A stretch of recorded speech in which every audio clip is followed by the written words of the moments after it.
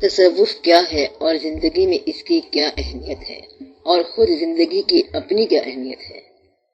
حضرت موسیٰ علیہ السلام نے اللہ سے پوچھا کہ فرعون کے ساتھ کیا سلوک کیا جائے۔ اللہ نے فرمایا اسے ہماری طرف ڈسپیچ کر دو۔ آپ نے پوچھا اس کے بعد کیا کریں؟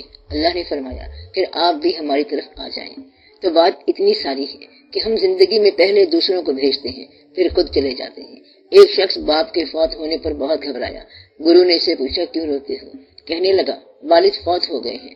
کہا گھبراؤ نہیں، تم بھی آخر اس کے پاس پہنچ جاؤ گے، جلدی ملاقات ہو جائے گی۔ ساری کی ساری زندگی 2 مرتبہ جدائی ہے، بلکہ کئی مرتبہ جدائی ہے۔ حقیقت یہ ہے کہ زندگی ہمارا عمل نہیں، پیدا کرنا ہمارا عمل نہیں، مرنا یا مارنا ہمارا عمل نہیں۔ اصل میں زندگی کا آغاز اور انجام ہمارا نہیں، کسی اور کا عمل ہے۔ اس آغاز اور انجام کے درمیان صرف ایک بھرم ہے کہ ہم عمل کرتے ہیں، لیکن وہ عمل بھی ہمارا نہیں۔ جس ذات نے ان دونوں سروں کو مقید کر رکھا ہے، اسی نے درمیان میں آزادی کا تصور دے رکھا ہے، ورنہ آزادی ہے ہی نہیں۔ اگر کوئی فرد صبح گھر سے نکلتا ہے اور شام ڈھلے لوٹ آتا ہے تو اس کی آزادی کیا ہے؟ جب آنا اور جانا دونوں پابند ہیں تو کیا آزادی ہوئی؟ یہ ایک پردہ ہے، بھرم ہے کہ ہم غلامی کو آزادی کے تصور سے گزار رہے ہیں۔ اصل میں یہ آزادی نہیں بلکہ غلامی ہے۔ جس نے یہ سمجھ لیا کہ یہ غلامی ہے وہ تو زندگی غلام بن کے گزارے گا، اور اسی کے لیے یہ سارا کھیل ہے۔ اب آپ اس حقیقت کو پہچانو کہ آپ کی اس زندگی میں آپ کا اپنا کیا ہے۔ آپ کے اندر آپ کا کچھ بھی اپنا نہیں ہے۔ جب بینائی وہ اللہ دے، چہرے بھی وہ بنائے، محبت بھی وہی عطا کرے، عقل بھی دے، خیال بھی دے، صحت بھی دے، تو یہ سب اسی کا تو ہے۔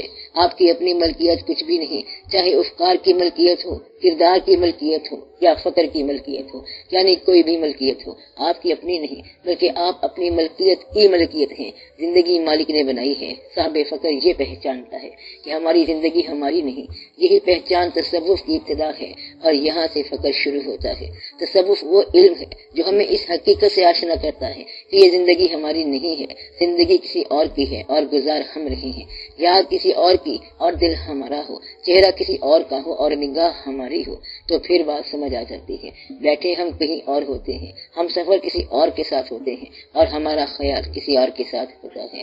ہم سفری کسی کے ساتھ ہوتی ہے اور انجام کسی اور کے ساتھ ہوتا ہے۔ ہماری زندگی آزادی کے تصور کے باوجود زیر انسان کے لیے آزاد نہیں۔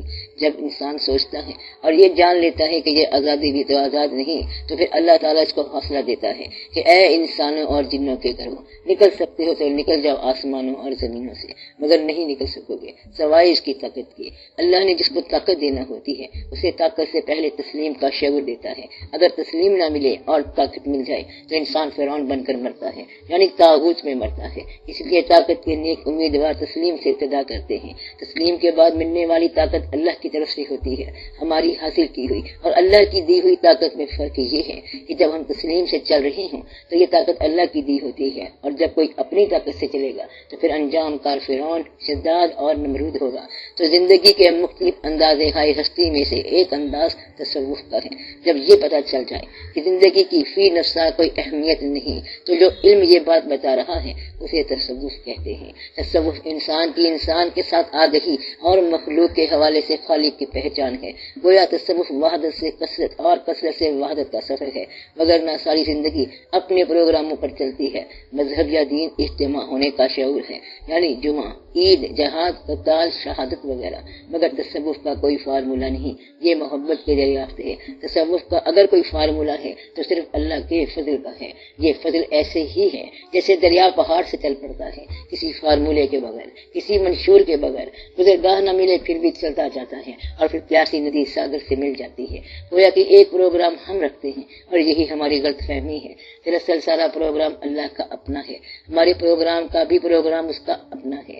ہم جس ذہن سے یہ پروگرام بناتے ہیں وہ بھی اسی کا عطا کردہ ہے۔ بکری جتنا ذہن لگا لے جالا ہی تو بنے گی، مٹی اگلے گی اور مٹی نکلے گی۔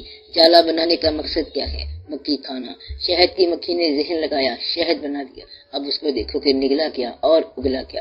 یہ سب اللہ کے پروگرام کے مطابق ہو رہا ہے۔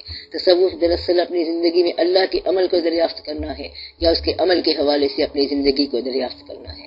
تصوف کی بڑی اہمیت ہے، بلکہ تصوف ہی زندگی ہے۔ ہم تصوف کو اسلام کے حوالے سے دریافت کرتے ہیں اور اس کے اوپر جھنڈا اسلامی لگایا ہوا ہے۔ تصوف دراصل انسانی ہے، رحمانی ہے، ربی ہے، رب کائناتی ہے۔ اللہ آپ کا اپنا معبود ہے۔ آپ اللہ کی ایک صفت پر استحقاق رکھتے ہیں کہ وہ آپ کا معبود ہے، مگر اللہ ساری کائنات کا رب ہے۔